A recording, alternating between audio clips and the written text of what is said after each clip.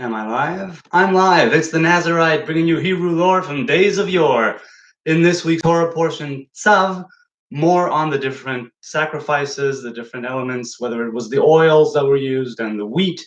Some bread was leavened, some was unleavened. The different animals that were used, rams and bulls and sheep. The different things were done with the blood and with the different inner organs, all about if a person should sin and miss the mark, how they should offer a sacrifice. In certain sacrifices that specifies certain circumstances. And at the end of that, there are 7 days where Aaron and his sons, the high priest and his sons, the regular priests, learn how to do their jobs. For 7 days, Moses, in a white kind of robe, that's our sages teaching the oral traditions, he was dressed in white for a week. Moses, the Levite, acted as a priest for that short period of time in order to basically teach and induct the priesthood into being. So even though he was a Levite, for that specific time, he did the work of the priests. He would slaughter the different animals, and he would put the different things on the altar, burn what needed to be burned, and lift whatever needed to be lifted.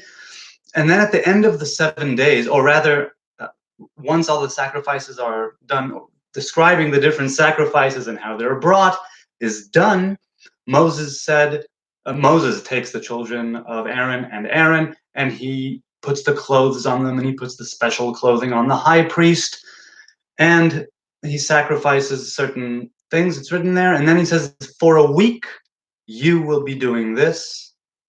For a week, he was doing it. They were sort of working together in order to learn the job.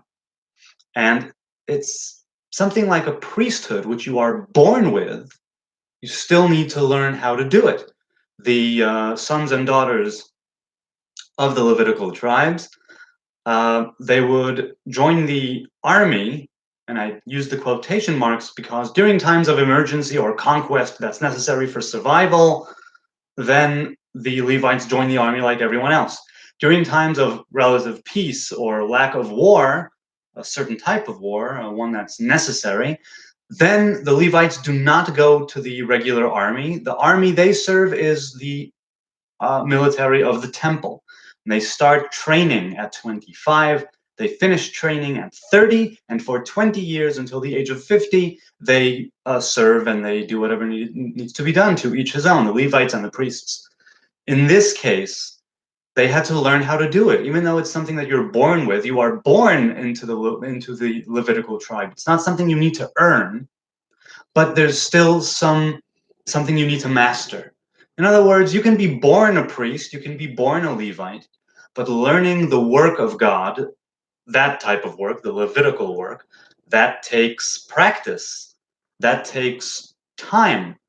It's a learning curve of some sort. Now, there are many other reasons why it was 7 days, and on the 8th day, that's the next Torah portion. There are different reasons for the numbers, for the sacrifices. All of that has many, many reasons. I'm going very, very simple, but nevertheless just as deep, saying that even certain talents that you are born with, certain attributes that you're born with, be they physical, mental, spiritual in nature, you still need to earn things in this life. Even being separated and segregated as a Levite or a priest, and back then when the tabernacle and the temple later, when they were around, that meant a lot more since you were at a physical place. And during the 40 years of wandering in the desert, they would carry the different artifacts, take down the tent, move the thing. So even these days, I want to close with this.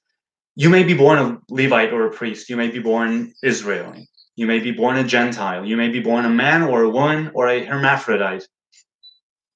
There are still things here, even if you're born with them, that you need to learn, you need to earn, you need to achieve and then shed. It's all a process.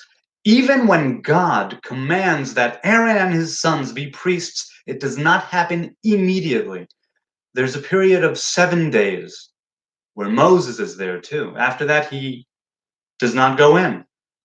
I think that after Aaron became the high priest, after these first 7 days of dedication, I think even Moses was barred from the holiest of holies, where the Ark of the Covenant was. Sometime after this Torah portion, we get into the whole thing how only during one day of the year is the high priest allowed into the holiest of holies. But for all intents and purposes, for that week of dedication, Moses was there dressed in white, teaching the priests the job and going through something himself, a one-time thing. Aaron and his sons continued the work of the priests after those first 7 days, but Moses, I think he did his part then and was done, if I'm not mistaken. But I could be wrong. So even if you're born with certain things, you can shed them, you can achieve them, you can earn them, you can gain them, you can lose them and find them. To some degree, everything we learn in life is things we lost. You know, in the spiritual realms, or if you believe in reincarnation, there's certainly that. But you still need to learn who you are. Even if God tells you you're this, do that, it still takes time because we're humans. So here it's a week, and the number 7 signifies a lot. I won't get into it now, but it's a lot to do with, it has a lot to do with this world, the physical world, the number 7, 7 days of the week, and everything that, everything that entails, time and space, the number 7. Even then, you need some time. That's why it's the physical, that's why it's the material, because it takes time to acquire certain things. Some of them are done through pleasure or suffering, some are merely through repetition. Everything that you learn because you do it and you practice it. Even things you are born with and have a natural knack or disposition for, proclivity for, you still need to master it and do it on your own.